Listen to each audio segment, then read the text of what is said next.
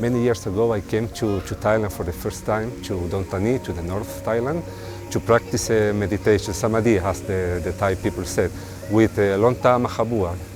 All the Thai people know that he was a very important teacher of meditation.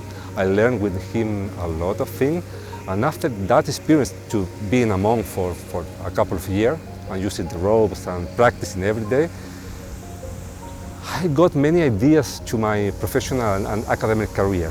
And this is why I research and exploring the field of contemplative study. That means the influence, the effect, the impact of meditation, of silence on human beings, and trying to make like an integration, but not only from science, but from the point of view of Buddhism. And I think that I feel that I have a good perspective, like a ex-Buddhist monk, and as a scientist. The time I was a monk in Bantad, from that time I try always every year to come again back to Thailand to feel Thai culture and Thai Buddhism. So it's a really important thing to me.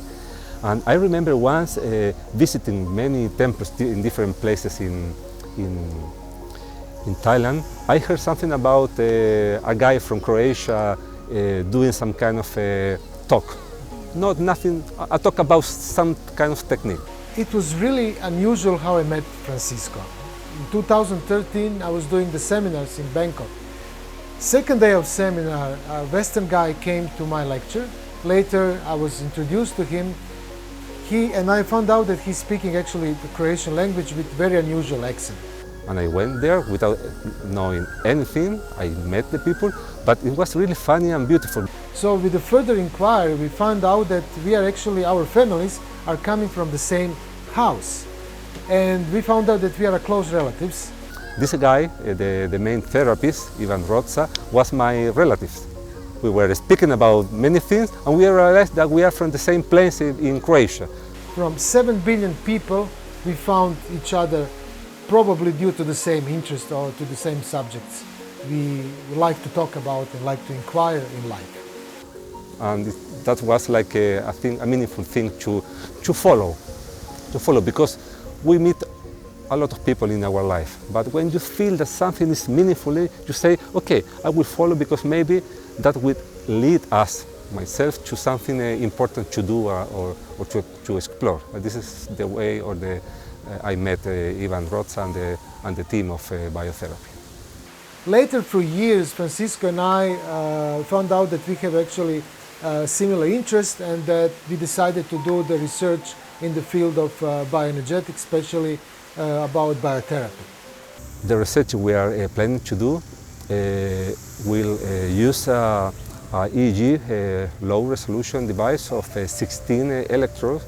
That is good enough for this kind of research. And we will use a current methodological design. It's very used in neuroscience. That is called frequency analysis. It's like doing a continuous recording of everything that is happening during biotherapy, and after that comparing a moment or segment. And with that comparison, we can say something about pattern of wave changes. This research is a pilot research, and we don't expect to find some extraordinary findings, but we hope to gather some data that can give us some clues how the biotherapy works and how the brain responds to biotherapy techniques. And after that, I hope, because we now have a lot of information and data to analyze, that we will be able to detect maybe recurrent patterns. And with that, we will have a big windows to explore. What we say from the academic, that each knowledge has to have some applicability. You have to do something with the knowledge that you can discover from research.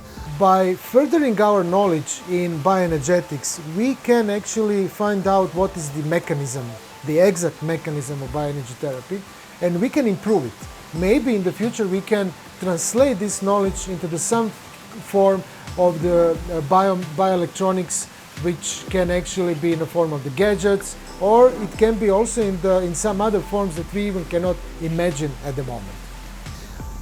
After the experience, after making around 10 recordings, we found something that we can say that is indicative of some kind of patterns, I will say. And we realized that when the therapist is doing a specific part of the treatment, the alpha waves, that means the part that is showing more activation of the brain, become more active than we expect. The situation, everything is, the participants and the therapists are very relaxed, but on the screen we saw a lot of activity. Maybe it's unusual why we choose to do the treatment in this beautiful, relaxing atmosphere of Biotherapy Clinic, which is located inside of the Elements Krabi Resort. But we wanted to have the same environment where we conduct the treatments in any case, because it makes a difference if you expose the patient to the loud and nervous atmosphere of the city, or you expose the patient during the therapy to the relaxing, calming, natural atmosphere of a resort.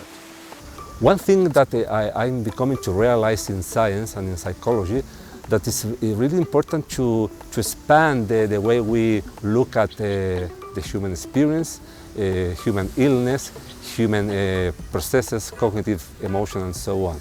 And I found in the energetic perspective a way to understand that we are entering into a new phase of human knowledge about the human experience. Huh?